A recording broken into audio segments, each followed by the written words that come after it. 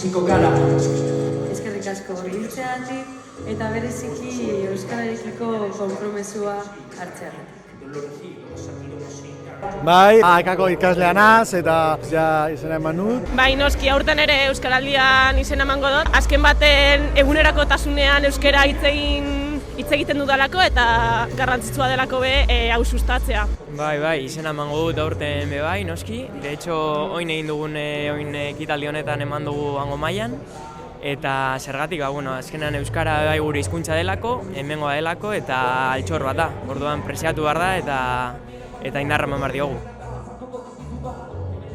Nik uste lehenengo hitzak zentzu horretan garrantzi handia daukala eta normalizatxera bai bizitzain dezakegula eguneko egunean euskaraz.